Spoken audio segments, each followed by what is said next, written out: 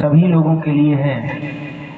सब लोग बहुत ध्यान से सुनिए कि विवाह हुआ नहीं, तुरंत बहू आई अभी नहीं, 2 महीना भी बीता नहीं, अलग।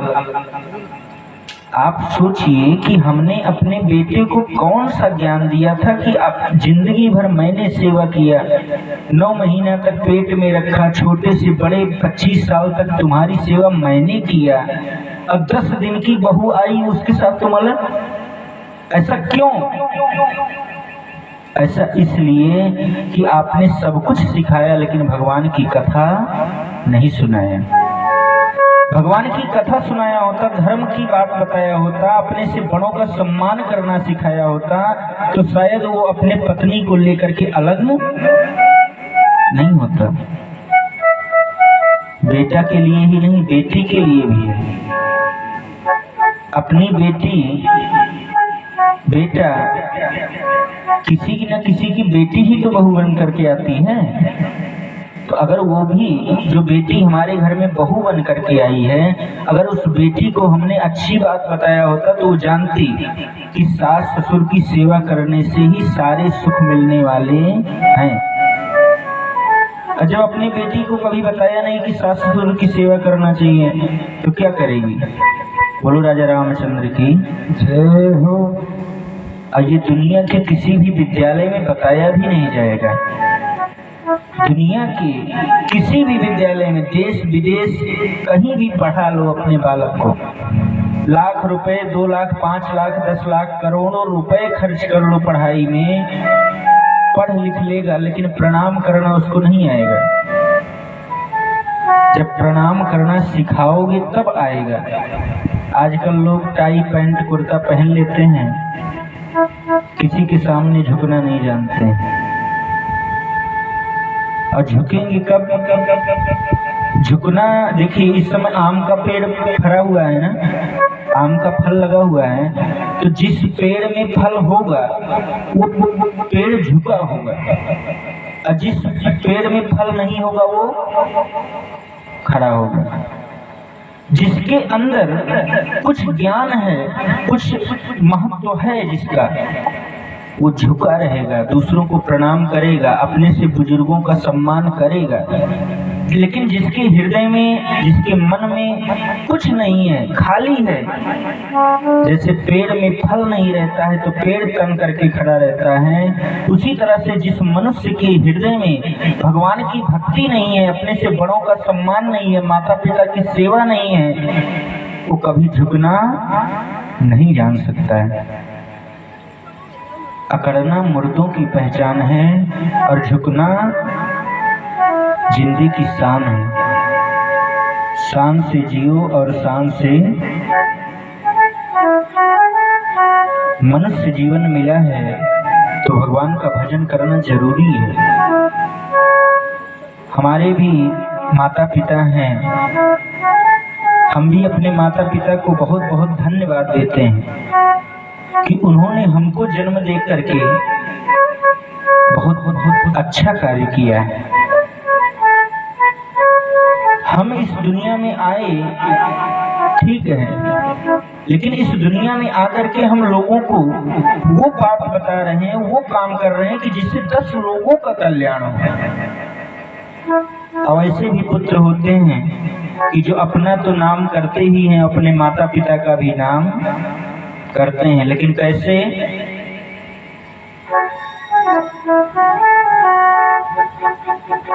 क्या फायदा? माता पिता ने अगर उनको अच्छी बात बताया होता तो वो माता पिता की बात को कभी टालते नहीं।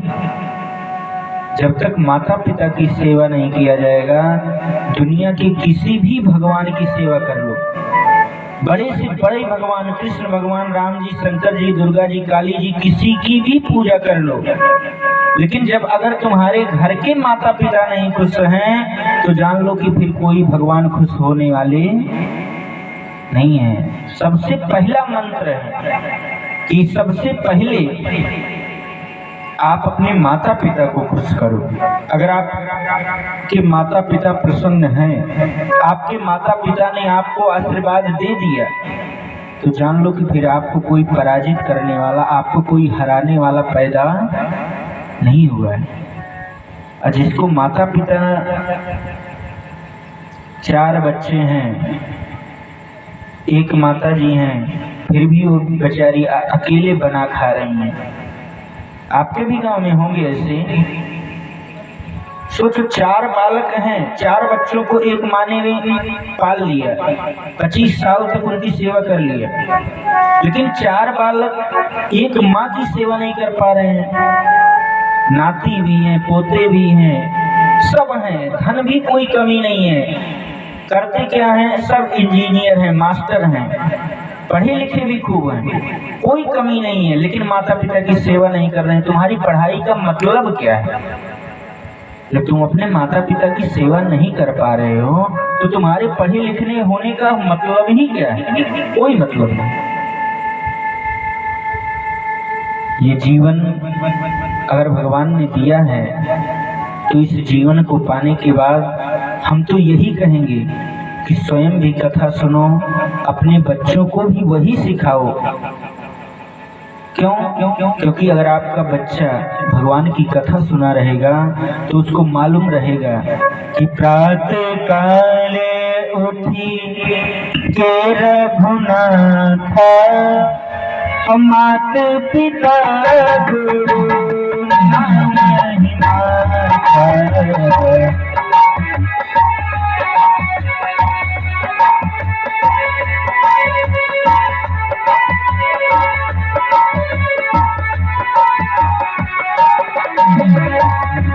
सिया राम जय जय सिया राम, रंगराज राम जय जय सिया राम, जय सिया राम जय जय सिया राम, जय सिया राम जय जय सिया राम। रात काले उठे के रघुनाथ, माता पिता गुरु महिमा। जय सिया राम जय जय सिया राम, जय सिया राम जय सिया राम। ये दुनिया की किसी भी विद्यालय में नहीं सिखाया जाता है। और आजकल तो सब इंग्लिश मीडियम वाले हो गए हैं, तो वहाँ तो प्रणाम करना सिखाया नहीं जाता। वहाँ क्या सिखाया जाता है? हाय। तो घर वाले भी कहेंगे बाय। अब बताओ, हाय बाय करने से कौन सा आशीर्वाद मिलेगा? कोई आशीर्वाद मिलेगा? लेकिन अगर आपके बच्चे ने आपको प्रणाम किया होता तो आप कहते कि भैया खुश रहो, कहते कि नहीं? लेकिन जब हाय कहेगा तो आप भी कहेंगे बाय। बोलो राजा रामचंद्र की जय हो। ये ऐसा एक यही विद्यालय है, भगवान की कथा ही, भगवान का चरित्र ही, भगवान का नाम ही एक ऐसा विद्यालय है भगवान, जहाँ पर हमारे जीवन में लाभ मिल सकता है। हमारा जीवन सुंदर तभी बनेगा, हमारा जीवन अच्छा तभी बनेगा जब हमारे जीवन में सत्संग आएगा। आजकल जो लोग इंग्लिश मीडियम से पढ़ करके, छोटे छोटे बच्चे हम लोगों के पास आते हैं, हम कहते हैं कि भैया क्या पढ़े लिखे हो? कहते हैं हाँ महाराज जी पढ़े लिखे हैं। हमने कहा ये पढ़ो तो, कहाँ हिंदी नहीं जानते हैं। हमने कहा अरे वाह, हिंदुस्तान में रह करके और हिंदी जानते ही नहीं हो? रहते कहाँ हो? हिंदुस्तान में, और हिंदी जानते ही नहीं। कैसे होगा? इंग्लिश मीडियम, हम ये नहीं कह रहे कि पढ़ाई मत करो, पढ़ाई खूब करो, लेकिन ज्ञान है समुद्र के समान। ज्ञान है किसके समान? समुद्र के समान। और समुद्र का जल पीने लायक नहीं है। समुद्र में पानी तो बहुत है, लेकिन वो पानी पीने लायक नहीं है, क्योंकि खारा है, बहुत नमक है उसमें। तो ज्ञान चाहे जितना भी हो जाए, लेकिन उस ज्ञान का कोई महत्व नहीं है जब तक आपके अंदर विवेक नहीं आएगा। और विवेक कब आएगा कि बिन सत्संग विवेक न हो, बिन सत्संग विवेक न हो, राम कृपा बिन सुलभ न सोई, राम कृपा बिन सुलभ न सोई।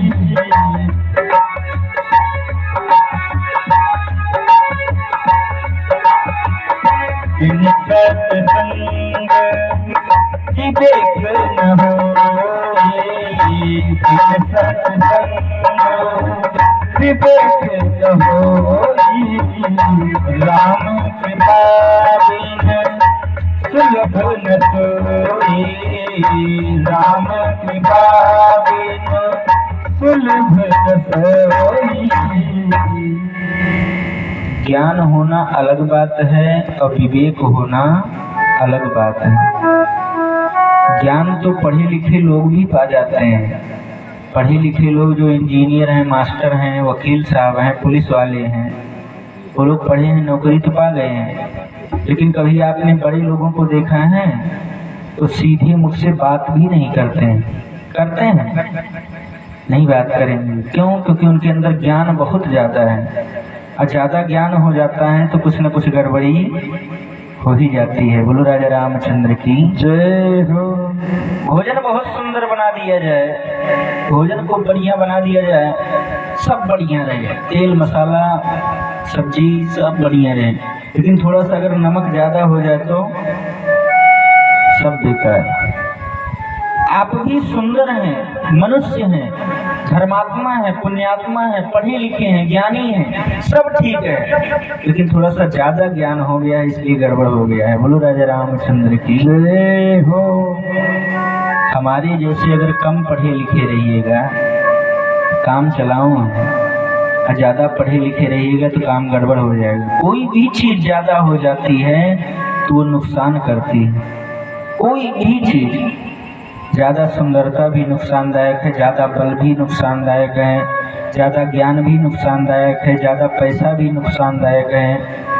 कोई भी चीज़ अगर ज़्यादा हो जाएगी तो नुकसान कहीं ना कहीं से करेगा ही करेगा। इसलिए अब विवेक कब आएगा कि बिन सत्संग विवेक न हो। जब आप भगवान की कथा सुनोगे, भगवान का नाम सुनोगे, तब विवेक आएगा। ज्ञान सबको मिल जाता है, लेकिन विवेक तभी होता है जब वो भगवान की कथा सुनता है। विद्यालय में, किसी भी विद्यालय में चले जाइए, आपको ज्ञान की बात बताया जाएगा। आजकल तो बहुत आगे लोग बढ़ गए हैं।